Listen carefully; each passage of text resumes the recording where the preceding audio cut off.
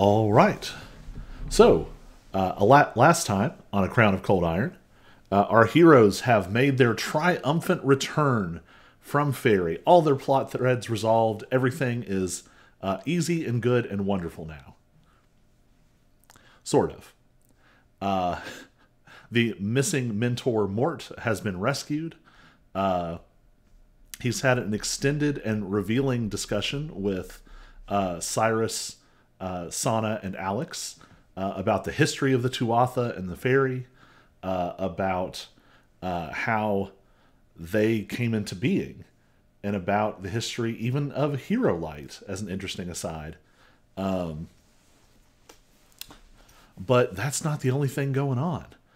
You all also returned to town with formerly 100% human children and others who have received infusions of Fey magic, healing their various potentially lethal maladies, but turning them into a kind of Fey changeling.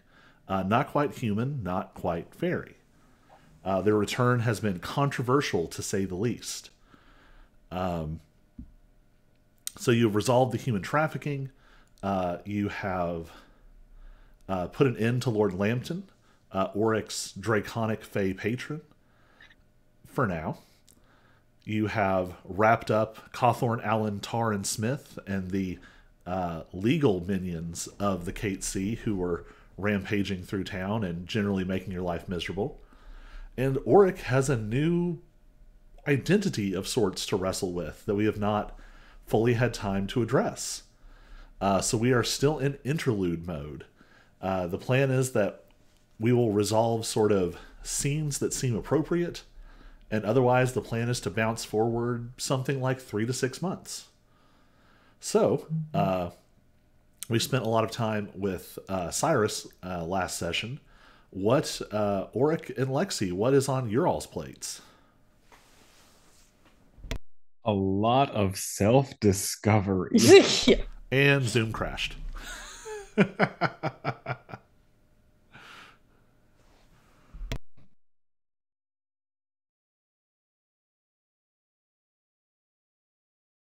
Recording in progress. All right, then. Lesson learned. We're going to switch back to the other... There we go. All right, so lots of things happening. Auric, you were starting to talk. Yes. What's on Oryx plate? A lot of self-discovery. Like, I don't think that Oryx really the meditating type, but hey Vela, is there a place in the school where I can like get into my own headspace?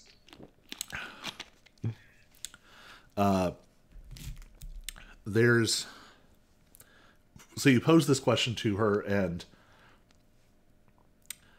she actually has to like go look this up, because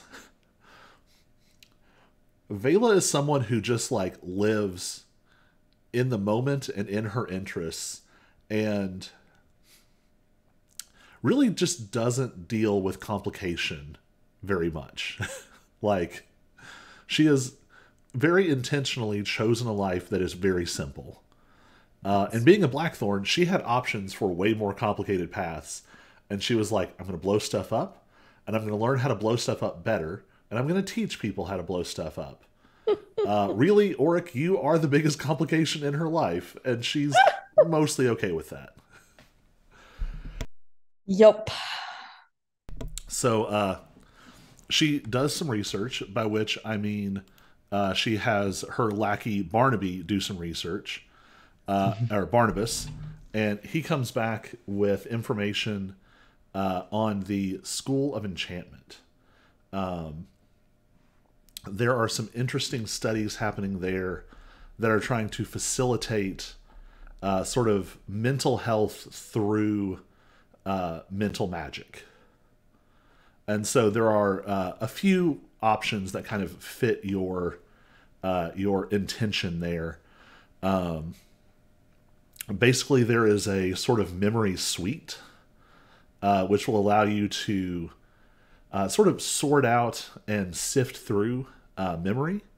It's designed both for sort of therapeutic reflection and also potentially for treating illnesses like dementia or Alzheimer's. Although those applications are not fully realized yet. But it is available, and it does seem like probably the best option. Yeah. He does sort of slip you a folder. There's one folder from the divination people, which just suggests like maybe they could like look into some things. There's also like a black folder from the necromancy department that he's like, I felt like I needed to give you this, but I don't like it. It screams. No. It's not necessarily overtly like evil or bad. It's just that the best recommendations on their side have to do with basically like popping the hood on your soul and digging around until they figure out what's going on. And there's like a like the proposal of like what they can do is like this big, and then it's like 30 pages of like legalese, like precautionary, like side effects may include permanent astral disassociation, reanimation as a member of the undead, the separation of your body into an animate undead and your soul into an incorporeal undead, things like that. And I was about to ask, what could it hurt? Well, this is what it could hurt. Yeah, this is I mean the Blackthorn Academy definitely, they want to get out ahead. This is just something you've gathered. They want to get out ahead of like the existing colleges and universities and research institutes. Yeah. And they want to be known as the place for like academic magical research. And so even as much as they're training up new wizards, they're also really trying to sort of break into these new areas of academia. And this seems to be part of it. This is literally like like an experiment proposal. Looks like it was written for a grant.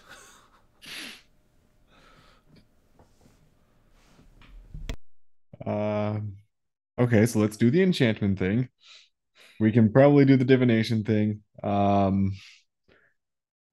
Tell the necromancers that I'd like a clearer understanding of the side effects before we move forward on this. The title of it is like potential applications for the usage of necromantic magic in proving and quantifying the existence of reincarnation and multiple souls. Yeah. Let's maybe leave this one on the theoretical level for just another, few months to few years. Barnabas is like, that seems wise. Yeah. Would you like Vela to what's Oric's sort of vibe here? Like, do you want kind of like the doctor's office, like, do you want Vela to come in with you? Do you want her to sit outside? Do you just want her to be in the building and sending good thoughts? I mean, how long is this even gonna take? Functionally, you have no idea, because on the one hand, believe it or not, you are not the first person who has had to deal with something like this. The other examples that are kind of listed in the references seem to include a case where someone was... a lot of them are unfortunate applications of necromantic magic. People have accidentally been like messing around with the soul jar spell and somehow got stuck with two souls in one body. Of course. Or folks who are messing around with like advanced forms of like speak with dead spells and ended up with like a copy of the dead person in their brain. So you're not entirely unique, except that your situation seems to also be tied to some pretty intense magic and to some legendary, if not mythological figures. You're in uncharted waters. Well, as much as I would love to have Vela there, she's probably going to need to eat and sleep at some point. All right. Are there any preparations you want to make before you head down there?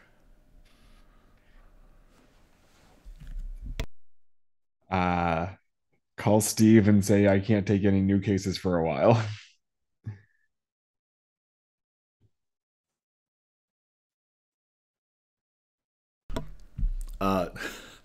And accidentally text him a picture of ducks while I'm at it.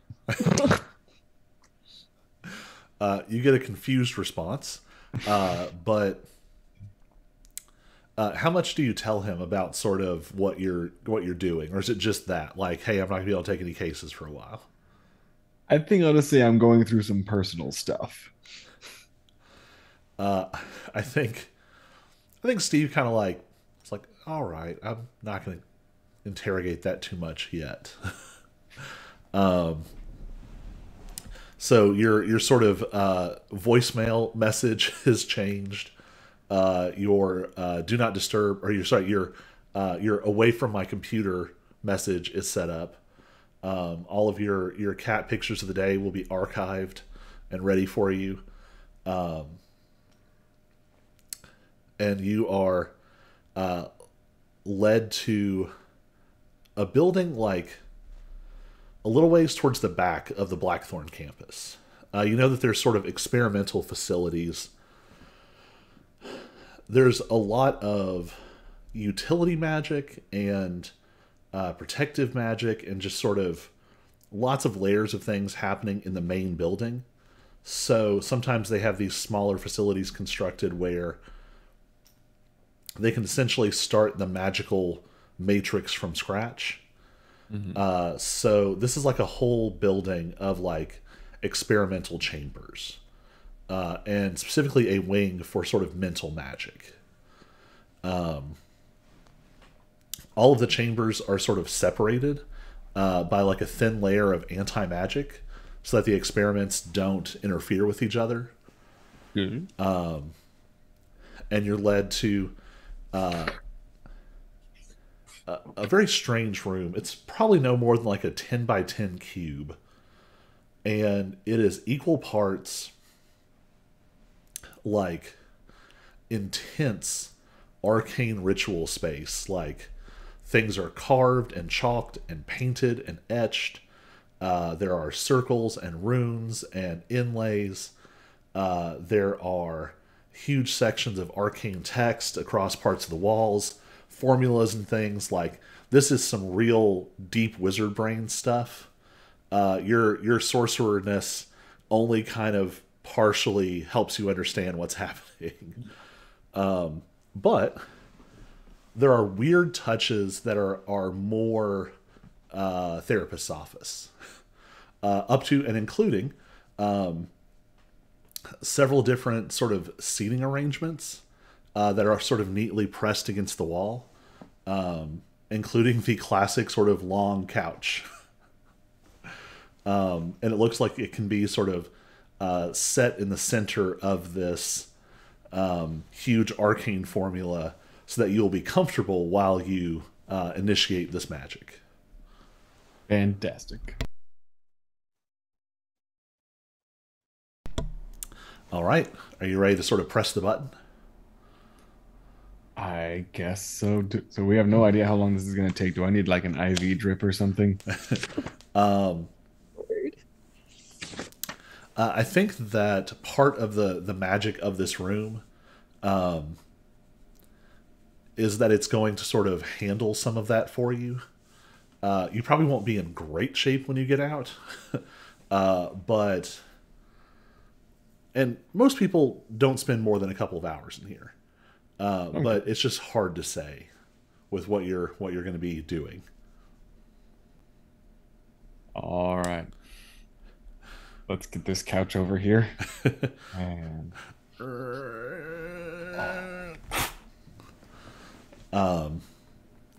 So you get comfortable, and uh, you're able to sort of signal an operator outside, and outside one of the College of Enchantment professors puts a hand up on a sigil and runs a very complex spell through it. And the sigil outside feeds magic into the room, and you see all the different components sort of coming to life. Parts of it almost seem to like expand into three-dimensional space. So it's no longer like a pattern on the wall, floor, and ceiling, but it is now a three-dimensional projection that you are sitting at the center of. It's a little alarming because you realize you're seeing through the floor as this matrix of light sort of floats around you. And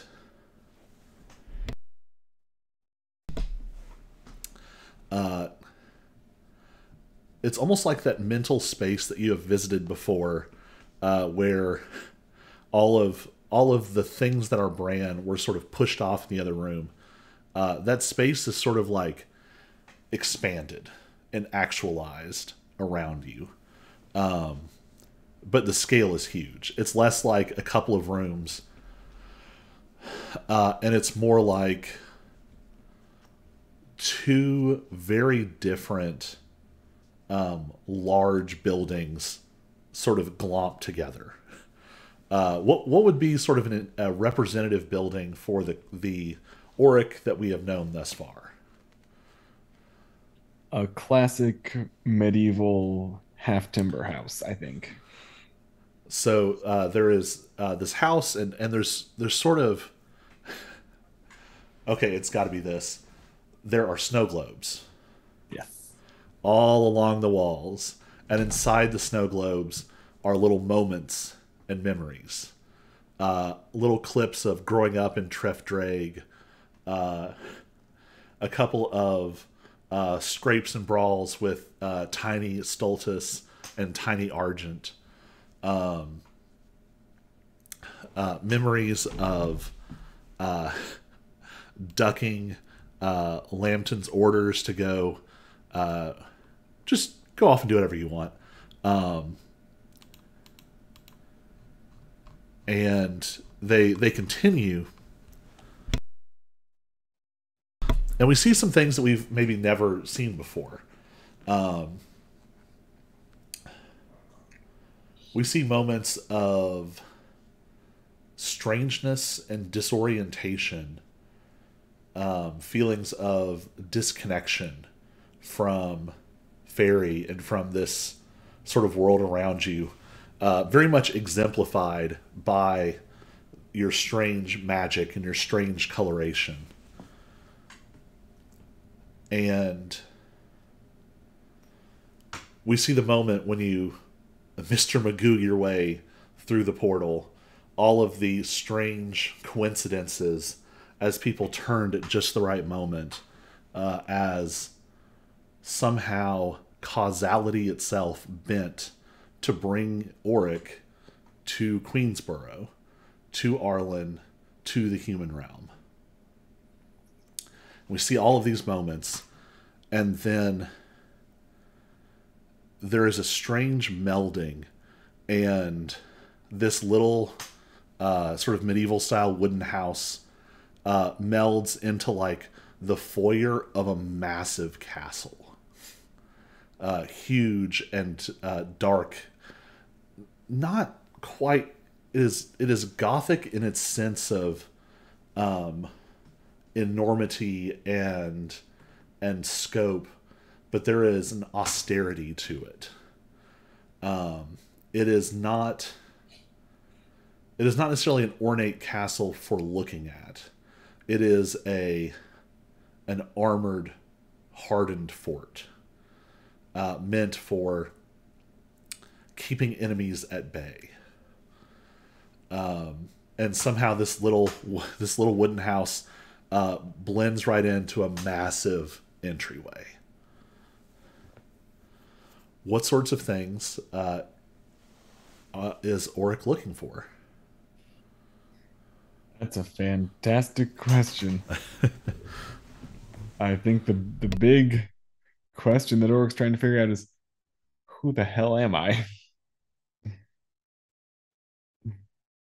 Of course, I think right now I'm a little distracted by this is big. It looks kind of cold. Does not look comfortable. Can we get a throw rug? Um, the as you sort of experience this feeling of both emotional and maybe sort of literal coldness to this space, something resonates with that. This is a cold space, maybe intentionally so. There is a coldness to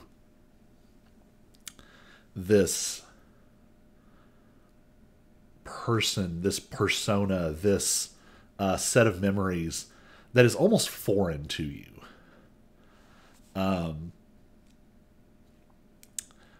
Your life has been very much shaped by curiosity and freedom and independence, and you have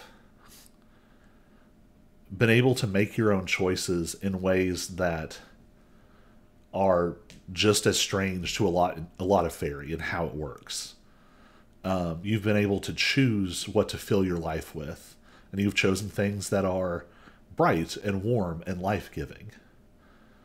This place is utilitarian. This is the reflection of a life that had to be lived a certain way. And so, as you have this thought of who am I, a door opens off of this foyer.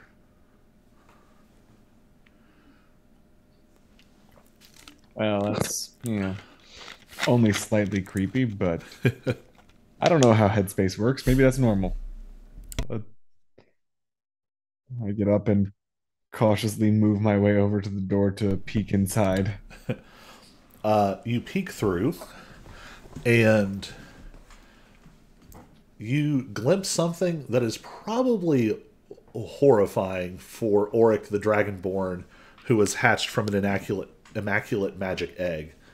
You are in some kind of richly appointed royal bedchamber. It is... there's a much more tangible warmth to it as you step in.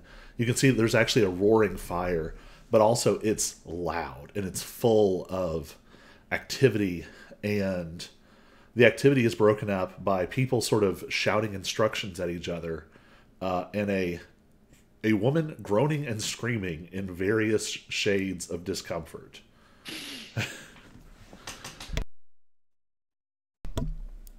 A tall, broad-shouldered man with a thick but sort of neatly trimmed dark beard, sort of not wildly long hair, but maybe down to like sort of back here where it's sort of swept back, and it is neatly held up with a golden crown.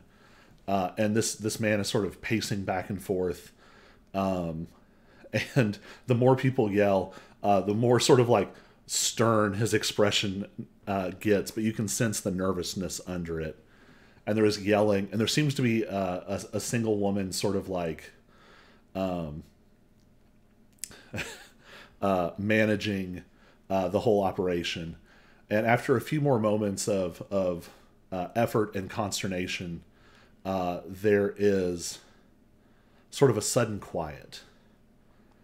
And the sort of intensity of the moment fades a little, and there are sort of appreciative sounds of "aw, ooh," but they start to turn to anxiety. A human child has just been born.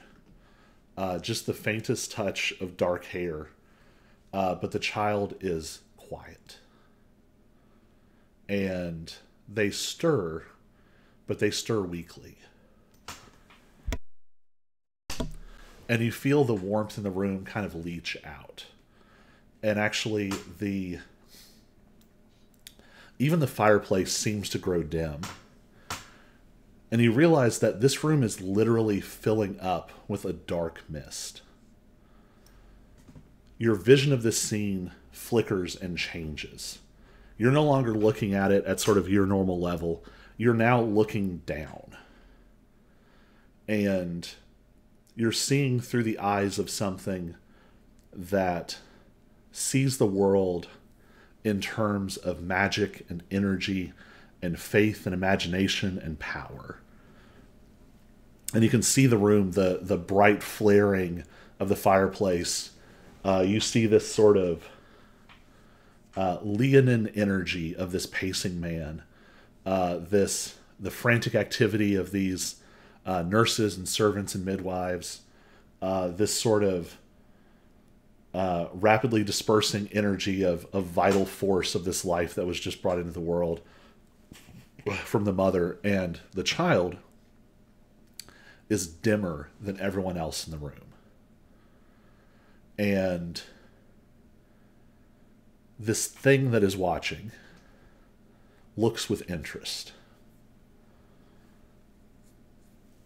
And the scene sort of slows. And the perspective swirls down, and sort of tendrils of smoke swirl up around this man with the golden crown, almost sort of measuring him, examining him. It sweeps forward, passing in and through the servants, and it looks down at this mother laying in the bed. And there's nothing so human as like a rubbing of the chin, but there is a sense of curiosity. This phantasmal thing, this body of will and power and a deep and bitter hurt turned to rage, all sort of tangled up together. It considers the two, and then it turns, and there's a weird distortion. The servant holding the child sort of disperses, and this dark mist itself is holding the child and staring at it. And you can feel somewhere in this mind that does not quite think and is not quite a mind, you feel this pure will make a decision.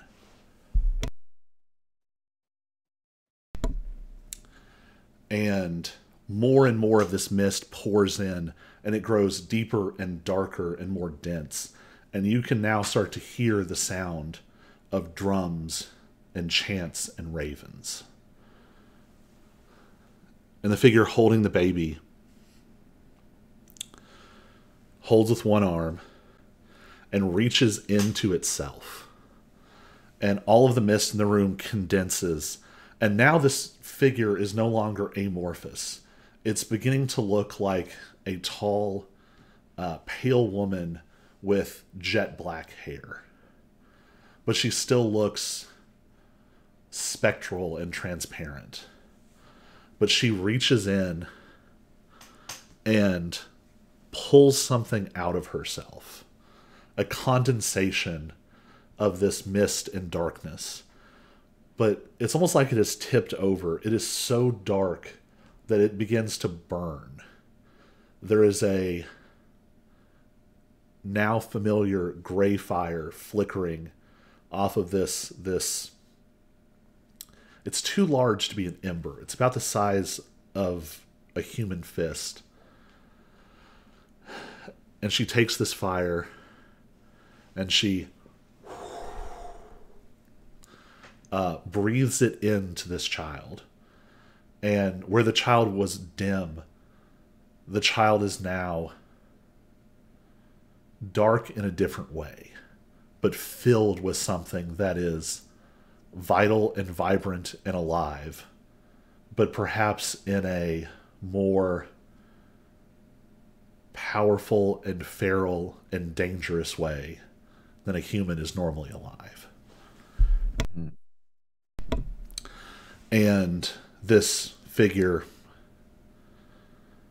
a memory passes through it. And you see it almost almost like the transparent form is like a movie screen. And looking through, you see a figure that looks very much like this woman kneeling on a grassy hillside, weeping bitterly and holding a severed head of a young human man, well, a young humanoid man with dark hair.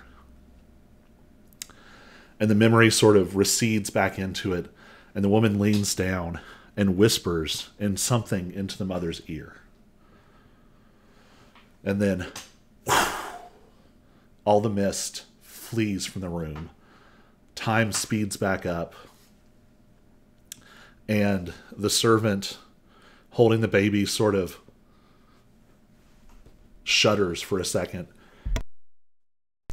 And then the baby lets out a cough, and then another, and then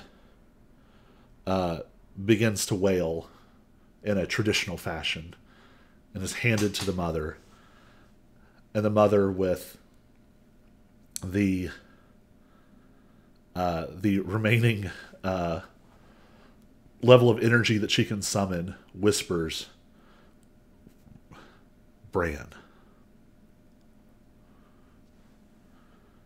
And the door opens behind you again, leading to somewhere in the dark. Okay. So you just watched your past self be born? Yes. Okay. I kind of awkwardly looking over my shoulders the entire way past through the door. And now the thought through my head is less who am I and more what am I? I think you've always known that was going to be a complicated question as well. Yeah. So there's a moment as you pass through the doorway where you are suspended in darkness. And then you find yourself in a hall, a stone hallway with doors, shut doors all the way down.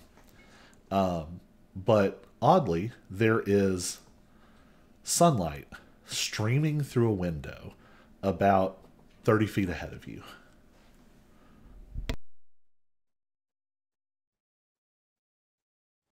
I will investigate the sunlight.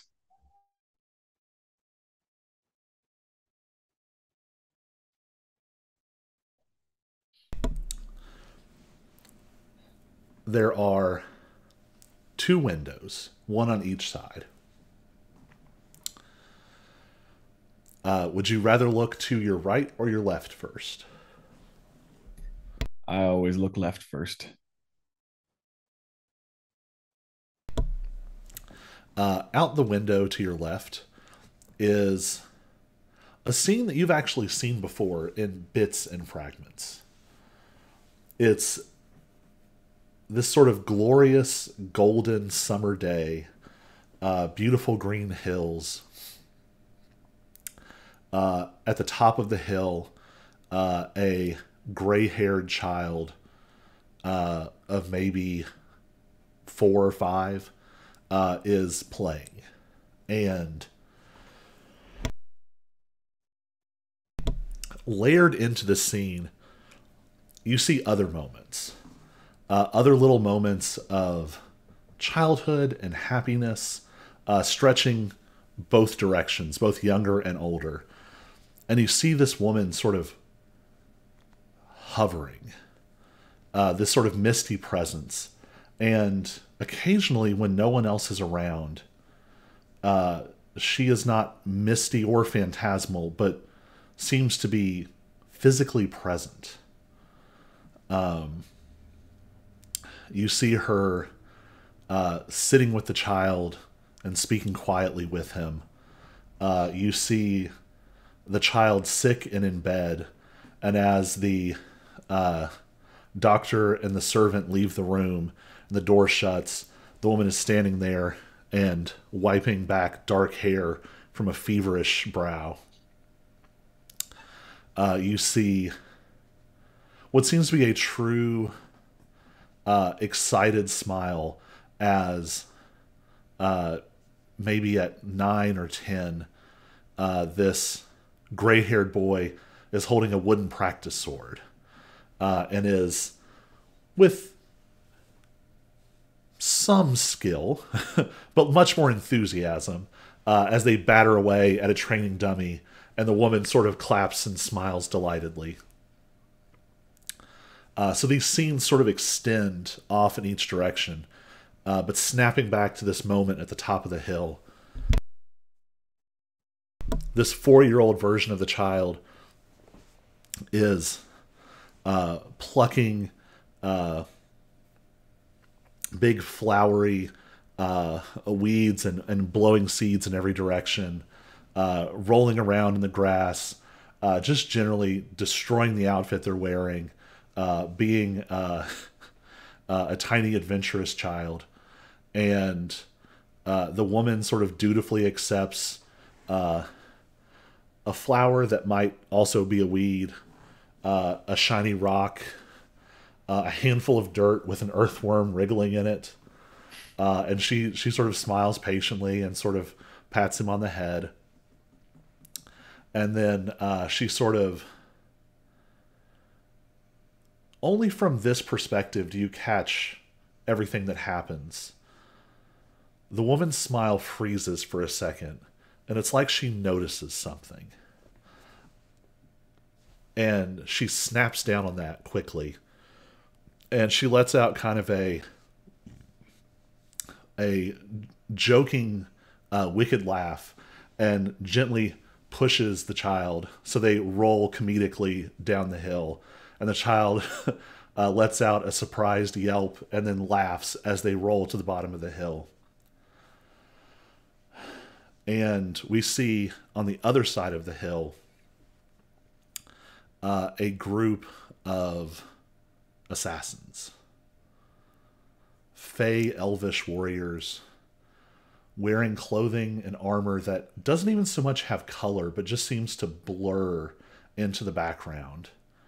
And she loses her form and descends as a cloud of pure expressed violence, as if a mist full of war itself falls over them, and they are shredded.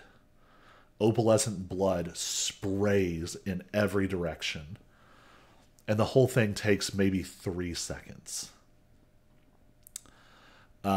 There is a faint cawing of ravens, and the mist snaps back to the top of the hill in the form of the woman. She is completely untouched, and all that's left is little flickers of opalescent liquid on the tips of the grass, and a few ravens just sort of pecking half-heartedly at almost nothing left. All of this happens before the child rolls to the bottom of the hill. And the child gets up, now covered in grass stains, laughing and giggling and clapping excitedly.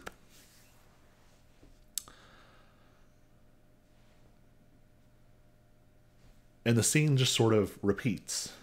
You see additional flashes either way. More excitement as the now maybe 10 or 11, the child summons their first spark of magic and throws a bolt of orange fire at a target. And the woman notices, even if no one else does, that maybe that fire is just a touch gray at the edges. In the crowd, a crusty, dirty old man in wizard's robes that we will hope that they're gray, because if they're not gray, they are profoundly soiled. This figure leans on their staff, and there's still a touch of dark in the beard and the ragged hair, but there's not much. Mostly gray. And he spots the gray in the fire as well. And he sort of lets out a little quiet cackle, and he turns. And for just a second, you think that maybe he can see whatever this presence is. After a moment, the scenes just repeat. All of these moments layered over each other. There are sounds now coming from the other window.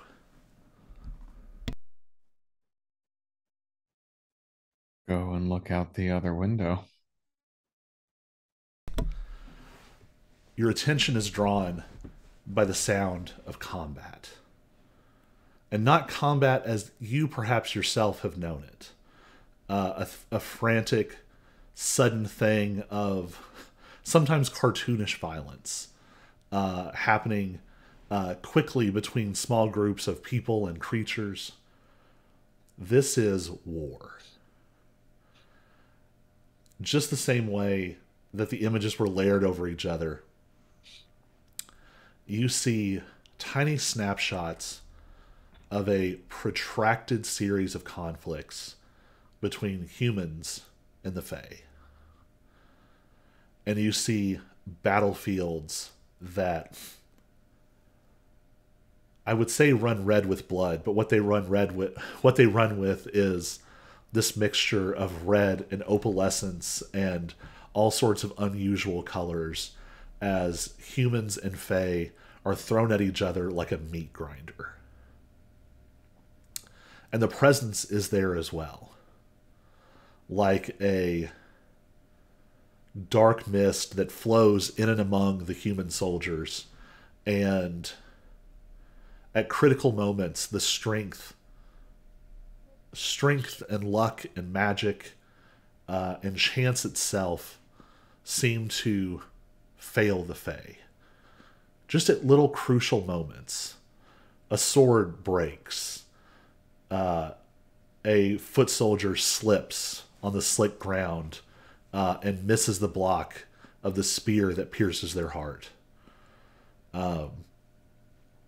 A resplendent Fae commander on a horse dodges liquid-like as an arrow flies past. And as they dodge straight into a fiery bolt that cleanly removes their head. Among the human soldiers, there are white sparks flaring, and you catch the telltale signs of hero light as these humans fight to push back. But it's not enough. They're still losing. There is too much magic, too many monsters and creatures of mist and illusion and magic. And you see far darker things, things that you have heard hinted of. You see patches of fairy sewn with cold iron, like instantaneous blight that just pours in a wave and renders a portion of the land almost permanently uninhabitable to the Fae. Mm-hmm. You see giggling will-o-wisps lighting human villages on fire. You see smirking pixies leading human children away into the woods. You see cold iron arrowheads piercing through Fae soldiers, turning them to rotting black liquid as they die. Mm. And eventually there too, the scenes just begin to layer over each other.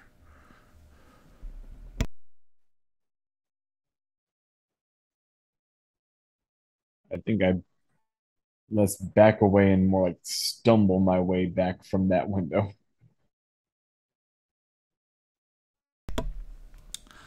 The sounds follow you as you step away. Ooh, don't like that. Don't like that.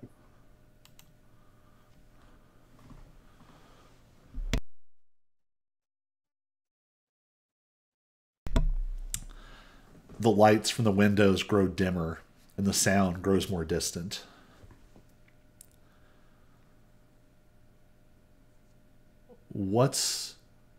Where is Auric at now? What is he feeling? What does he want to know? Lady, are you here?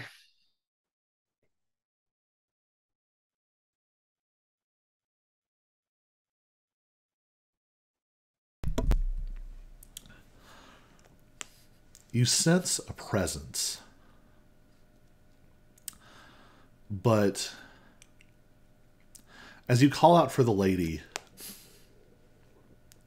you feel two presences. Hers is farther removed. There is something closer here. Her presence is a dark cloud on the horizon outside these walls. The other presence flows through the halls and in the rooms. And that's the one that is calling you forward.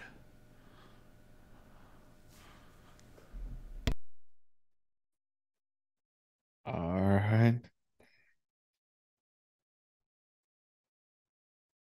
Well, I'm in here to learn. I guess I should move forward. As you walk along, you realize that someone is walking next to you. Or at least the memory of someone. You smell them before they speak, before you begin to hear them. A combination of some admittedly unpleasant human odors mixed with the acrid smell of certain spell components, but also smells of deep, rich incense and herbs. There's something oddly familiar about it. And sort of hobbling along beside you is an image of the Blackthorn. And he says, You came here to find out who you are, not who she is. And you won't find out the other without figuring that out first.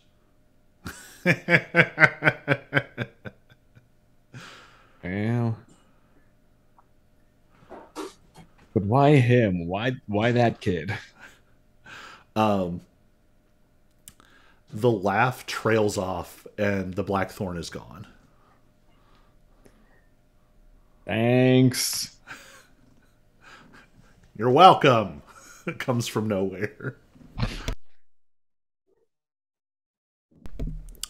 Another door opens down this hall.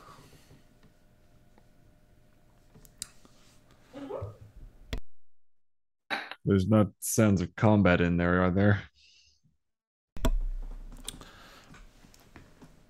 At first, you could almost mistake it for that. There's weeping and wailing. But you don't hear the sounds of actual combat.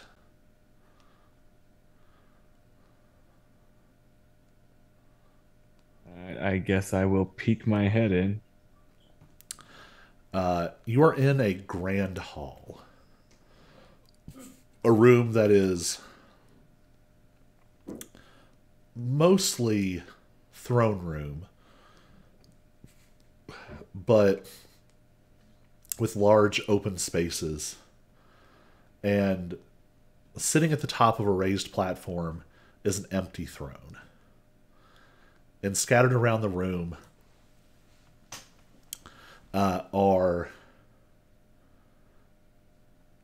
is a crowd of humans. Many of them seem to be warriors. And on some level, there's maybe a moment of distaste as you realize that their armor is run through with crude streaks of cold iron.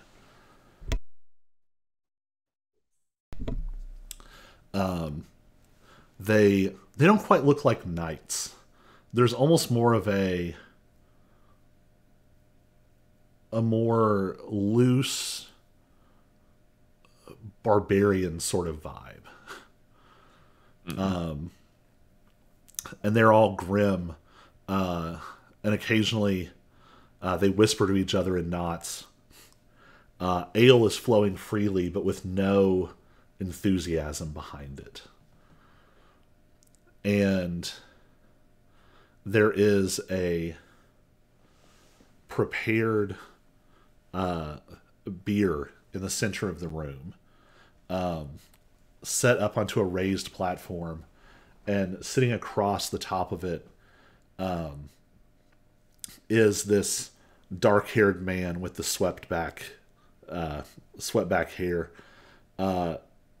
There is a different crown on his forehead, one that is more ornate, and his hands have been sort of pressed neatly over his chest, where he clutches a sword that is rank with blood and cold iron. At his side is a broken spear, and the spear is clearly not of human make. It seems to have been beautifully spun out of some kind of light wood with a glossy finish, with a curling spear point on the end, with a sort of a multicolored silver. It has been cracked across the middle, but the tip is stained with blood. And the mother from the very first scene is clutching the edge of this raised platform and is just wailing. And there is this young man, now perhaps 15 or 16. There is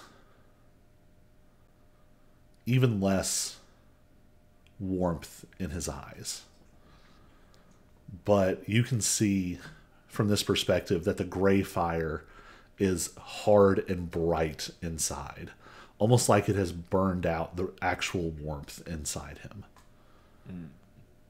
And he stands there sort of stiff and cold. And after a moment, he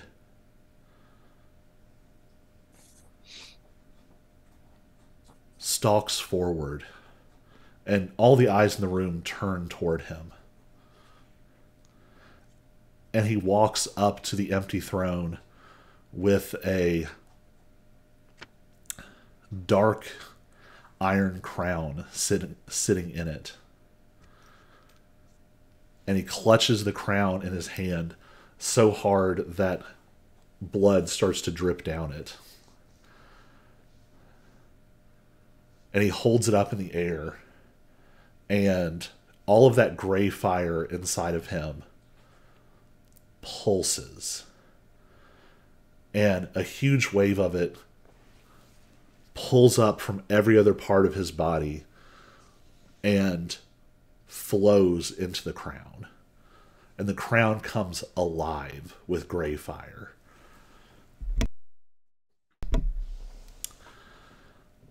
The words are unclear, but something has come loose in his chest.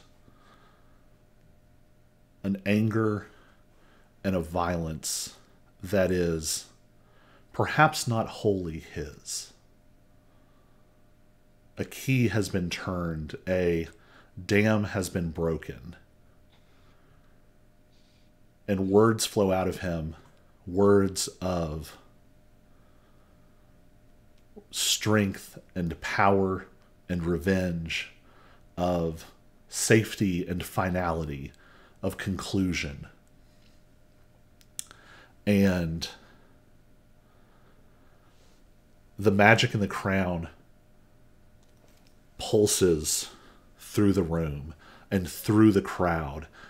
And as you pull back, you see something unseen runs through the entire human realm all the way to the borders of this kingdom.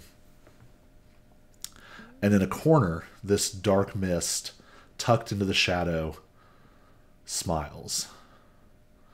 And it is a little sad, but also a little triumphant.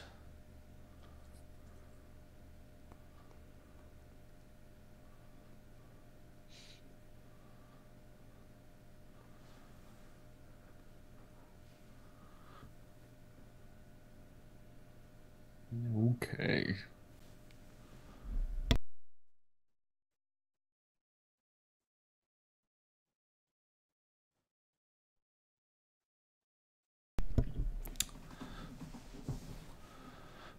After a moment,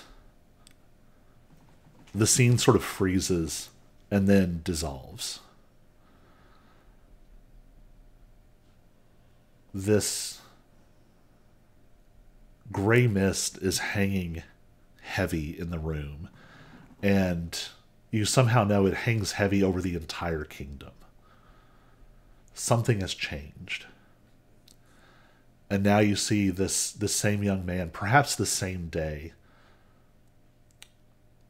All of the mourners are gone. The body of his father is gone. And it's just him holding this crown, now cold and inert in his hands, and looking down at this large, empty metal throne that his father sat on for all of his life. And he sets the crown back down, and he walks out. And in this large room, he looks very small. He passes out a set of double doors, and the doors remain open. I'm going to follow.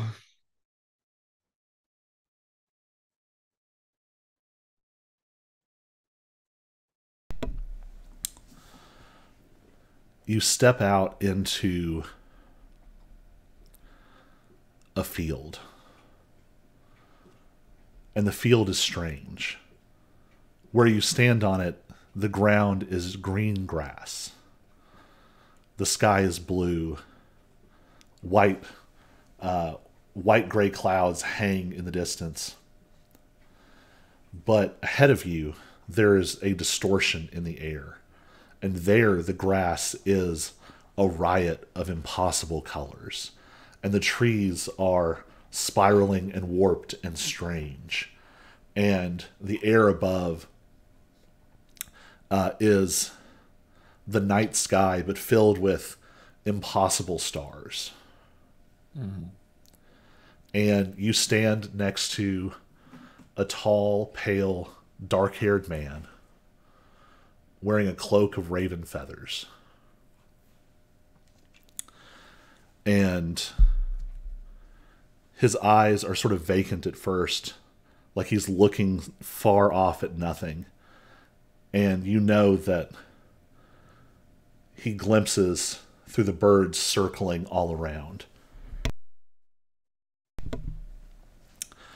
And he claps a hand on this young man's shoulder, now maybe 17 or 18. And the hand lands on not a suit of heavy armor, but clearly an outfit that is both dark and regal and made for combat. It hums with protective and offensive magic. And he says, "It's time." And in the distance, figures are emerging from the tree line. Ogres the size of houses. Packs of trolls that move along almost like cackling hyenas, practically on all fours, elongated jaws drooping, their tongues lashing as they laugh. Row after row of gleaming, resplendent sylvan knights in their silver armor with their cloaks of otherworldly colors. And force after force emerges. And the commander of the other army stands far in the back. And it's a tall sylvan man towering over the others, perhaps 8 or 9 feet tall. And something about him is like a thundercloud. He looks both primal and eternal. And his crown is like woven branches of budding silver flowers. And it sweeps back with horns holding back his hair. And you sort of lock eyes for a moment. And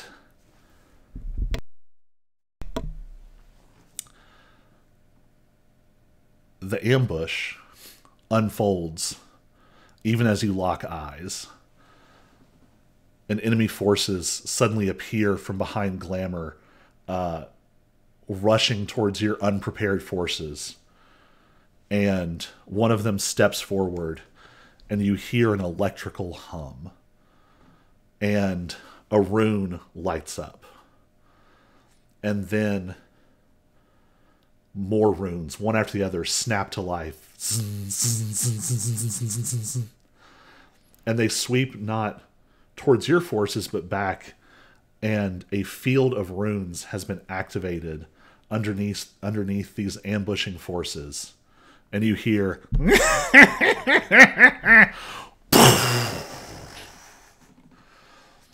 and a massive field of explosive runes is activated. But the Blackthorn laughs, and some of the men cheer, but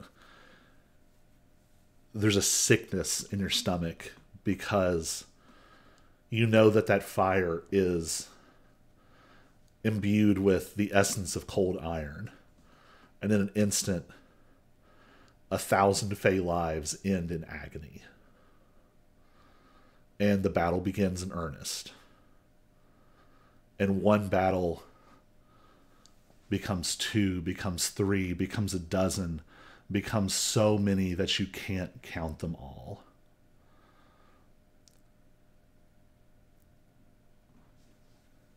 It blurs together.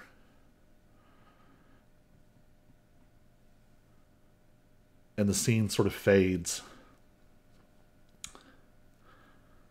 Well, not so much a fade. It pulls back.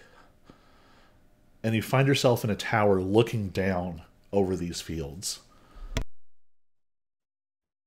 And the fields are scarred and pitted from one battle after another.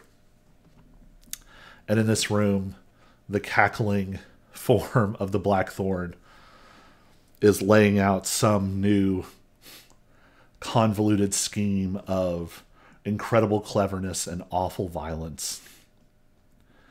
And Mort, your most trusted advisor, stands solemnly looking over the plan. And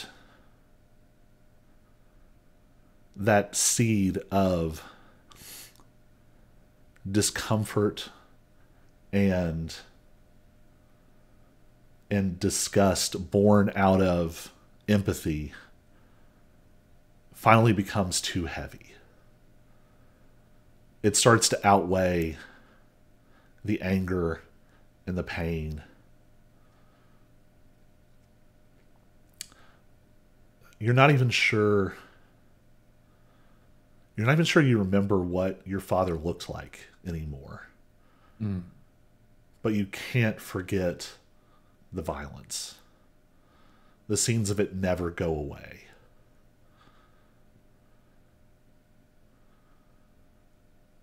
And that's where you decided.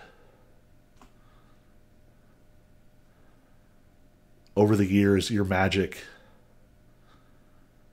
had grown to inhuman lengths. Even as you fought for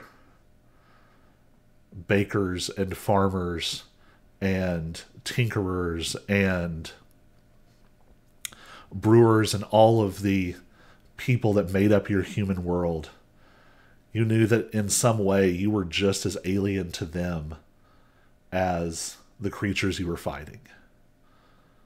And that same power lets you pierce your intent and your thoughts across realms. You were able to fix your mind on a crown of silver branches and the head underneath them.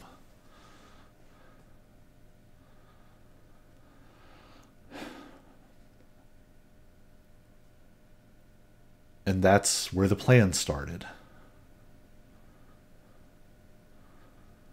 It's not going to stop. Neither side is ever going to win. It's just going to be this forever. The endless, immortal ranks of the Fae in generation after generation of humanity crashing against each other. And warded oh so carefully against the ever-prying eyes of your own magical advisor. You crafted a plan with Oberon of Summer. A great division. Not a wall, but a void. A split between worlds.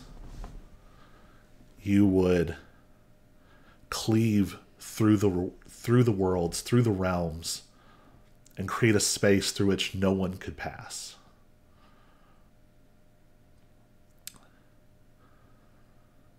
The hardest part was fooling the people around you. Mm-hmm. Mort, the Blackthorn, because they were the sharpest. That's what you kept them around for. Yes. Mort was sent after a Fae agent, a changeling that Oberon had planted in your city for just this purpose. The Blackthorn, entangled with a new book of Fae magic retrieved from a Sylvan arch-sorcerer who Oberon had offered up in battle for solely that purpose. And with your own forces distracted, you reached across the metaphysics of the world, and your chamber linked with a room in the heart of summer.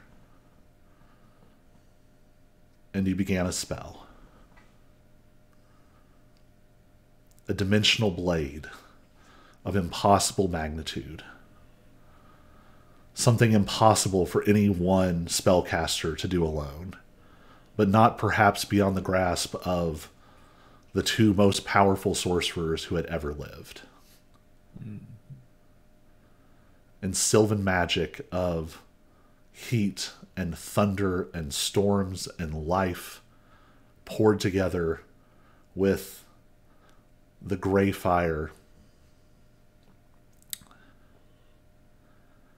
and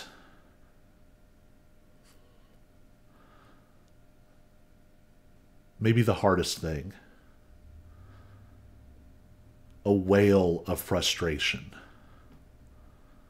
as the wards that you had spent years perfecting snapped into place around your chamber, and ravens began to dash themselves against the stone. An intangible pounding against the walls as this figure that you have known your whole life from your very first breath wordlessly pleads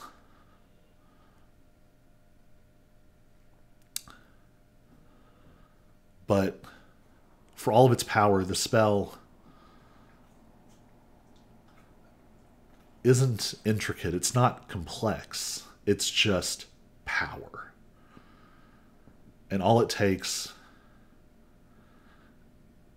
is this short ritual And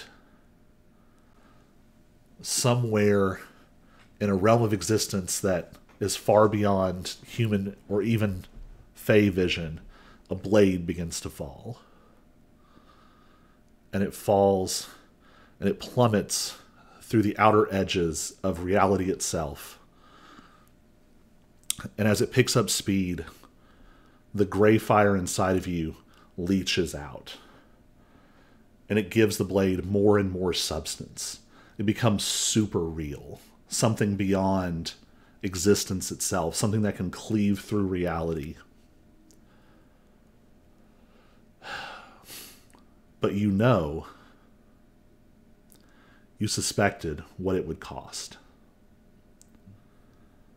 And as gray flame pours out of you, as all of the might and thunder and roaring storms of summer pour out into the void, they're not enough. And you start to feel something else being pulled out of you. When the gray fire is gone, the spell reaches for anything. And what it pulls is you yourself. And when you feel on the verge of complete emptiness, the blade falls. And to human perception, nothing changes. The world continues to turn. But something breaks. Something more than you ever expected. As the blade falls between fairy and the mortal realm, it slices cleanly through just as you expected. But the cut begins to tear and fracture. And you see hairline cracks in the fabric of reality itself. You see a tapestry of worlds and realms, of magic and gods and angels and devils and dragons, beings of pure element, beings of dream and imagination and chaos and order. And to the instant surprise of beings far beyond your understanding, all of it explodes apart. What was a grand, unified whole fractures into islands of reality. And as it fractures, you find that something in you is breaking as well. You have spent your soul on this spell. And as it shatters, you find yourself breaking alongside it. You feel parts of yourself scattering. Some fragments of your consciousness, you laugh as they fall into the far-flung reaches of fairy. The pounding on the tower has stopped, but now there is pounding on your door. You hear an explosion as the Blackthorn tries to batter through your wards. You hear the titanic force of Mort's superhuman strength battering against the door. But everything is going cold and dark. What is the wish that would bring Auric into being? This last regret, this last ember, this last hope and thought of this dying Sorcerer King. What would he hope for his next life that would bring Auric into being? I think the final thoughts are in order. I'm sorry, my lady. It had to be done. May the future have joy. May the future have joy.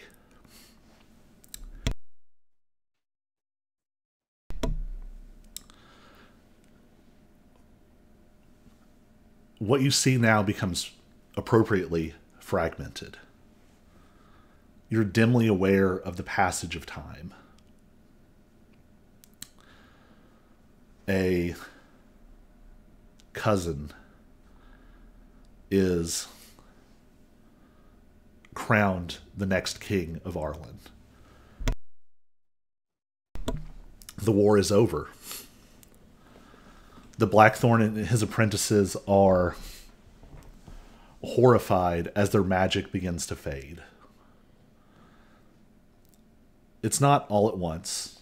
It happens over the course of decades, more than a century. But slowly the magic becomes almost nothing.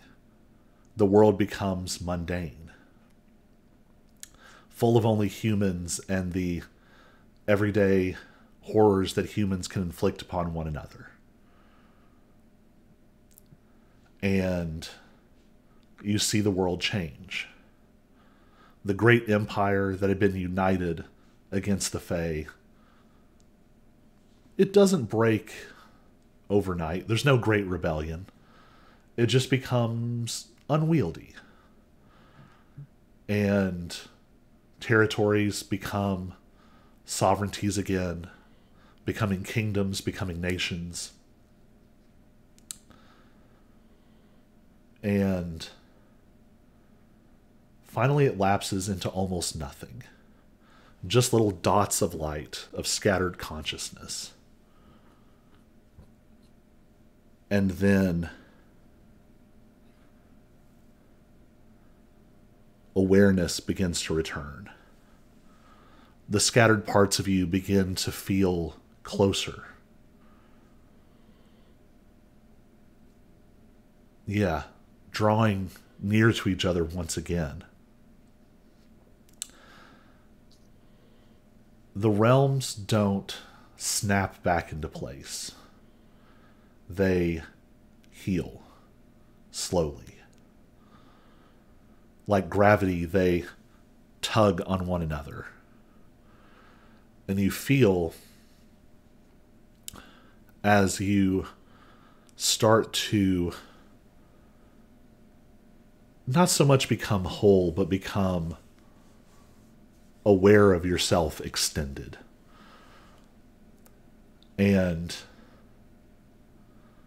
there is perhaps a ghost of a laugh and a smile as you feel parts of yourself caught in a web of winter magic. Fragments of gray fire and memory and a wish for a more joyful world. And they tumble together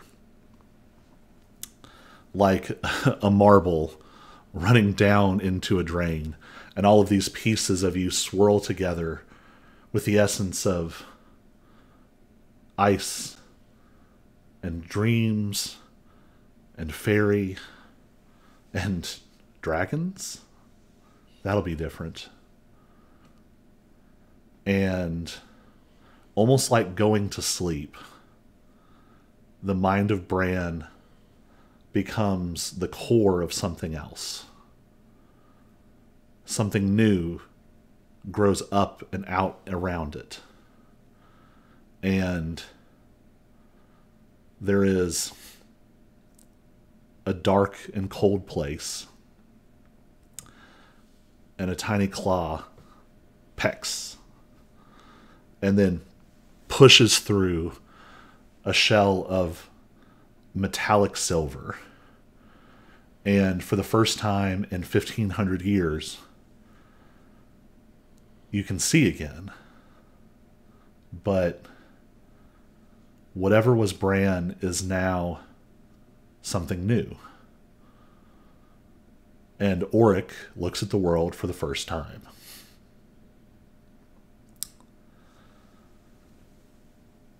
And then the film strip stops with a full like You're sitting in a comfy chair. Someone is chomping popcorn very loudly, and sitting next to you. And the lights are still pretty dim, but they come up just a little bit. And Bran is sitting there. And he's still wearing the same outfit that he was, but something about him looks different. There is a weight that is gone. And with that weight gone, you can now look at this human and you see your other self. You see this human form of Auric. The hair is still dark and gray. There's still a touch of gray in the eyes. But there is a smile and a warmth. And he laughs and he says, man, that got pretty dark there for a while, didn't it? Reach over and grab a piece of popcorn. Yeah, that was... Yeah. Happy ending though, right? I wouldn't call it an ending so much. I think they're set up for a pretty good sequel. Yeah. Never did like cliffhangers, but I guess we can live with it. I guess we'll have to.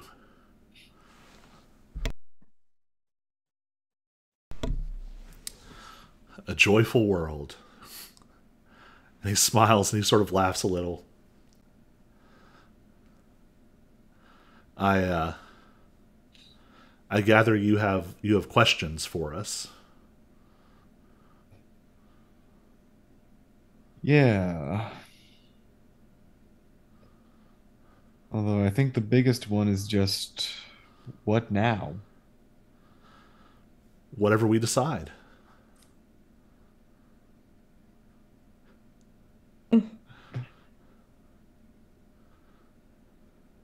So this isn't like a situation where you take over, right? This isn't a body snatchers.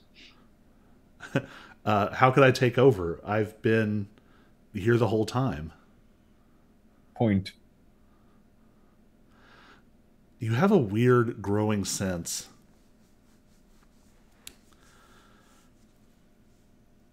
you're not talking to someone else. It feels like you're talking to yourself. In a weird sense, you feel like you're sitting in both chairs. And the more that Bran smiles, the more that you can feel it. The more that sense of oneness unfolds. Look, you don't have to be who you were before. You don't have to be who anyone says you are. You don't have to be who anyone wants you to be. I was me, and you were me, and now I'm you and you are you, and the past is already past. Now you get to write a more joyful future. And as he says that, you are now sitting alone, holding the popcorn, as the lights come up in this room, and the door opens.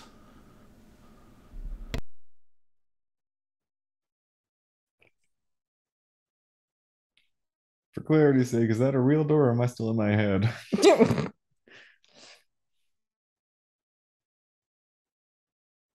I suppose you'll have to walk through. Can you get up and walk? Taking the popcorn with me.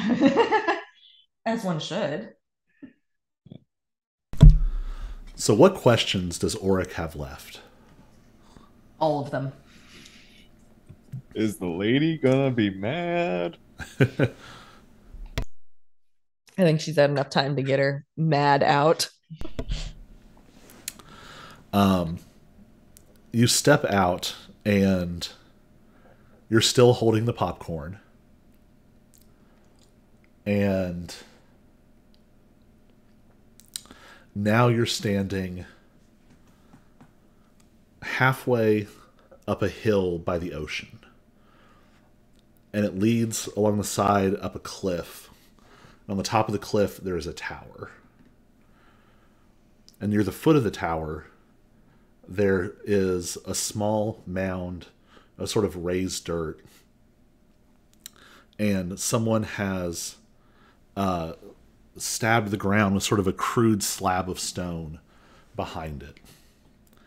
And there is a woman, the almost transparent memory of a woman sitting quietly in front of what you realize is a grave.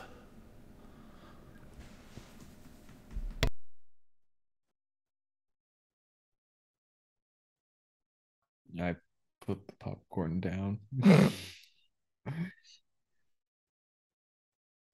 and walk respectfully over.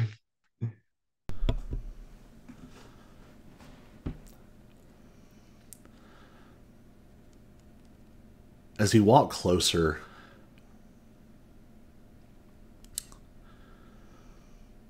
something in your perspective shifts.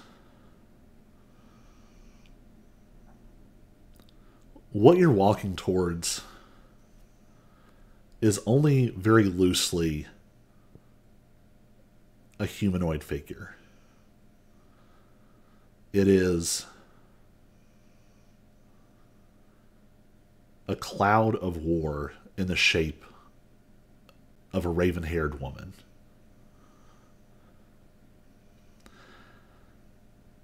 Somehow both intimately known and also a massive alien force. A composite of experience and primal reality tangled up in every human mind in the substance of worlds. And this cloud of war in the shape of a woman continues to stare sadly at this carved tablet. And you can see that it's written in a language you recognize this language now. This is the now lost language of the Tuatha. And it reads, Bran, Prince of Ravens.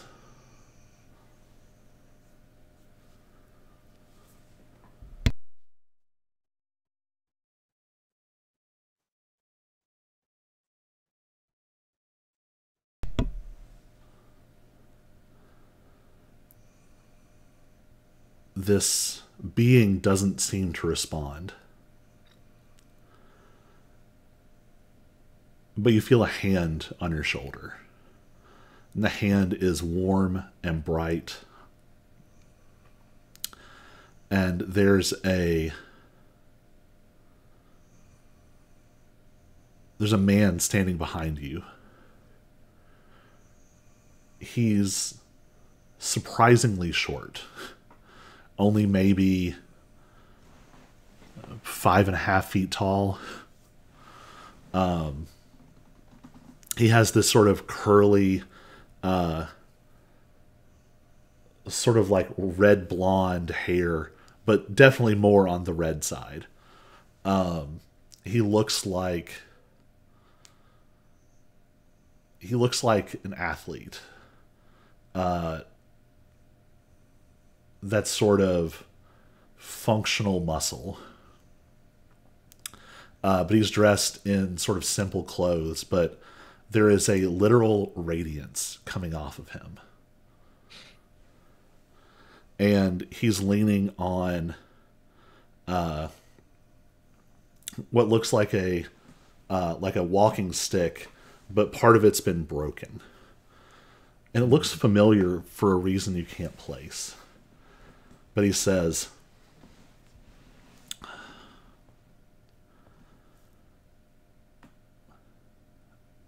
I know you've come a long way,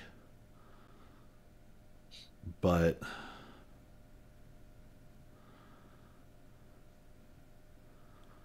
I don't know if there's much talking to her yet in the mood that she's in. She'll come around, though.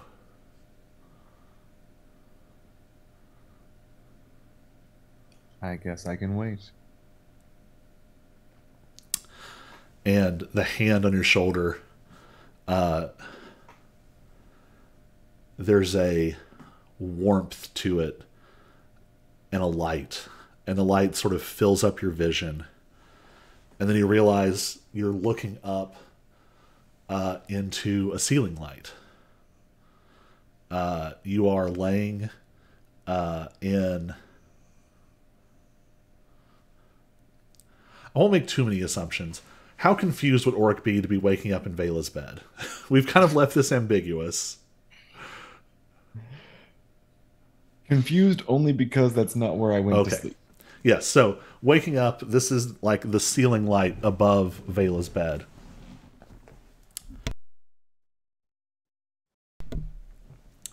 You feel definitely some exhaustion, some hunger. You're very thirsty. What do you do? I get up and make my way towards the kitchen, taking a look at the nearest clock while I'm on the way. It's not that long after you went in.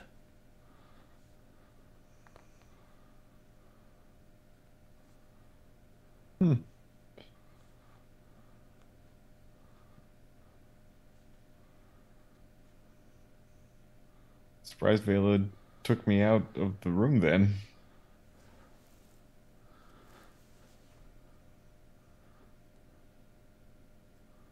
So, where are you headed? To the kitchen. So in the kitchen,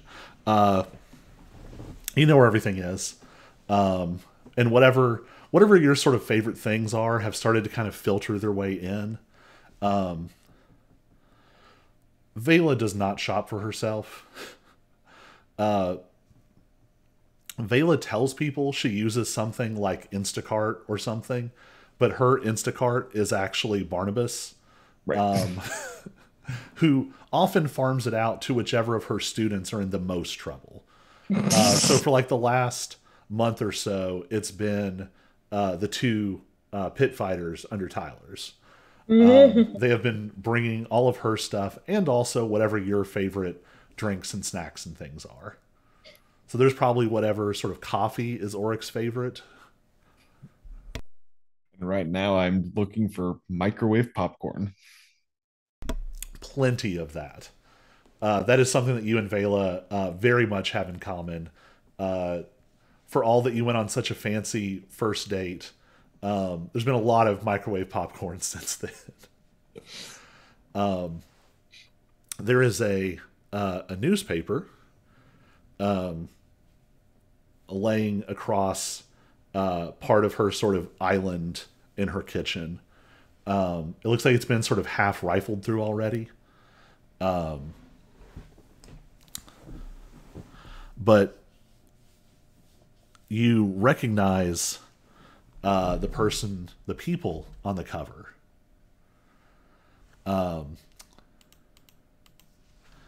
It is Marcus Prim, Shane Allowan, and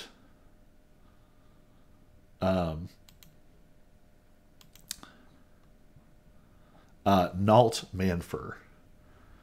Yes. Good old Nalt. And it seems to be some kind of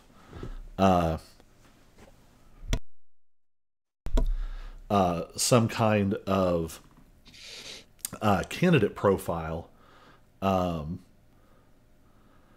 because Nalt Manfer seems to be running for some kind of legislative position.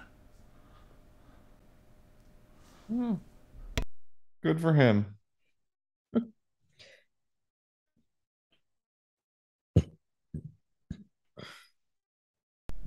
I had this very subtle in the back of my head. Wait, but this is my kingdom.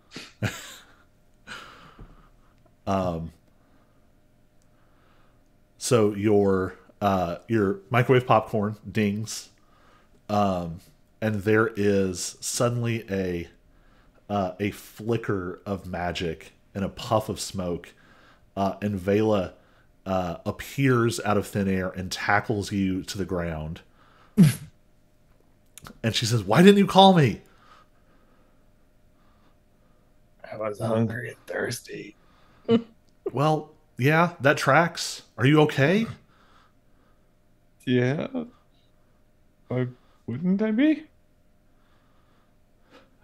Make an intelligence check. Only been like a couple of hours, right? Oh, you'll have to tell me what it is. I don't have anything open. I rolled a 9. A 9. It. We'll say this is sort of retroactive because it matches your actions so far. You asked what time it was, and you looked at a clock. Yep. You did not check to notice that the date on the newspaper is about a week after you went in. That tracks. Our camera sort of pans away and focuses on that.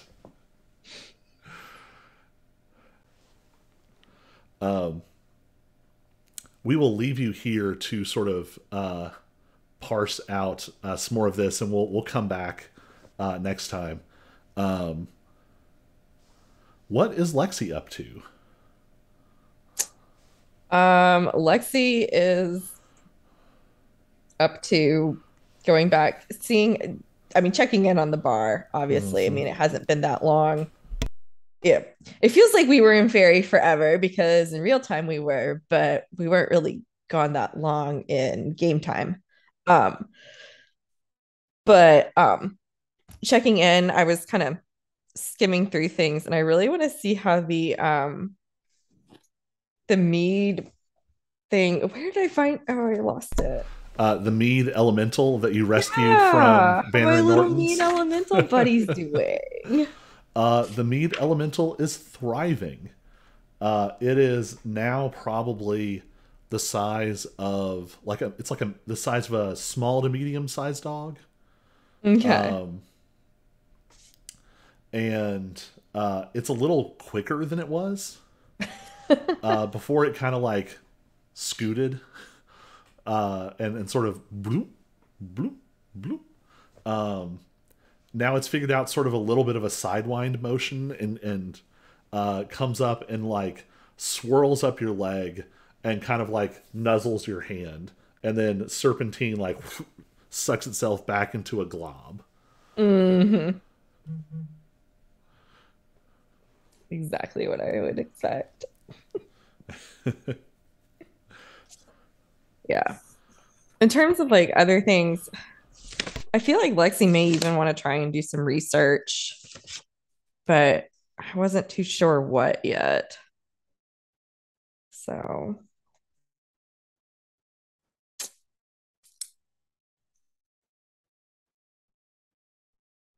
I guess kind of more knowledge about, I guess maybe some more knowledge, more research into what Hero Light is, especially with like the older stories of it.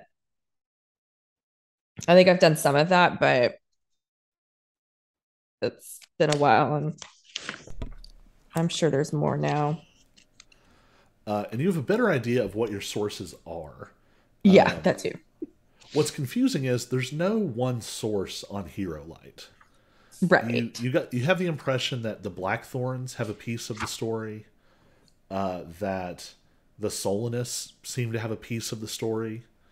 Even the Fae might have some understanding of this thing that they fought against for so long. We also we're in sort of slightly wibbly wobbly time. At some point soon, Cyrus will probably tell you that he has also heard things, and Mort might be a resource. Yeah, yeah.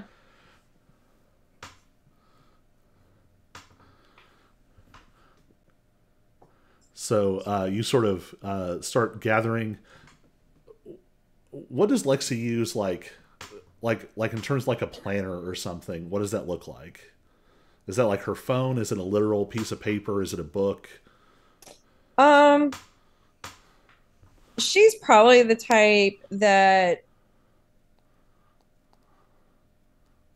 still likes to write notes in a notebook. So she doesn't necessarily have like a standard planner. Like her appointment calendar is her phone, but would grab a notebook, like just a spiral, to take notes in when she's doing research.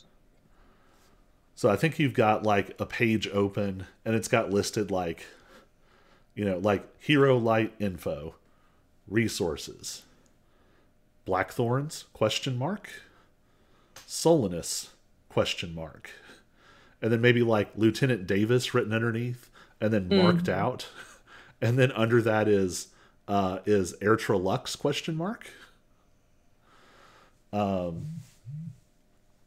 And then a couple of similar entries like, Mort, Faye ? So you sort of make your plans, and we will unfold the information that you discover next time. But as we are wont to do unto Lexi, we sort of cut back.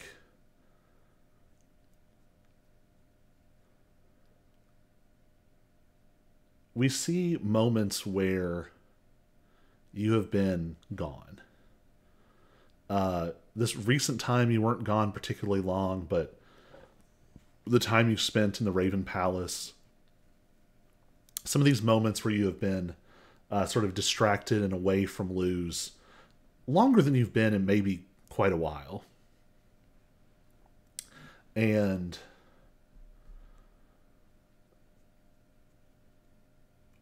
we're in that sort of vision space. And this happens when Lexi doesn't see it. The cityscape is dark, except for Luz. Outside, there's only a few far-flung street lamps, flickering and trying to hold on. And out further in the dark, at first it seems like another street lamp. And then you realize that it's moving. This point of light that sort of weaves a little drunkenly. Almost like someone can't quite hold their head up. Or maybe a figure walking with a shambling gait. And in your absence, the door to Luz stands open, and light from inside spills out, and the light is warm and bright, and it's in sharp contrast to this darkness outside. And the shambling figure continues to take steps towards this open door. And you can't see it until it draws very close. And the edges of the street light and the edges of the light from inside just barely illuminate this massive looming figure with this bright light shining down. And this towering giant starts to take a step forward into the light of this street light. And a very quiet voice cuts through. No, I don't think you will. Let's take a few steps back here. And a short humanoid man with red gold curls and a broken walking stick of familiar design walks out into the light. And with each step, the walking stick sort of taps along the concrete, and he stands and puts his back to the door, looking fully at this thing that is just barely visible. And where he stands under the light of the street light seems to get brighter and warmer. And there is just a touch of sunlight on the horizon. And this figure hesitates and then begins to take slow, shambling steps backwards and then turns. And the short man says, "Yeah, that's what I thought. It's not time for you to be here yet." And he steps into the rapidly diminishing shadows as the sun comes up. And in sort of our vision scope, we see Pokey pull up, and Lexi gets out and walks inside and shuts the door. And the light outside is now full bright day. And that's where we're going to stop for tonight. Okay. Cyrus, thanks for bearing with us as we are in deep montage land. And we will be back next week. Keep thinking of sort of what your priority list is as we'll be advancing through the rest of this time much more quickly. But we want to make sure we can really shine a spotlight on some of these important moments that you all have been building up to. All right, I'm going to...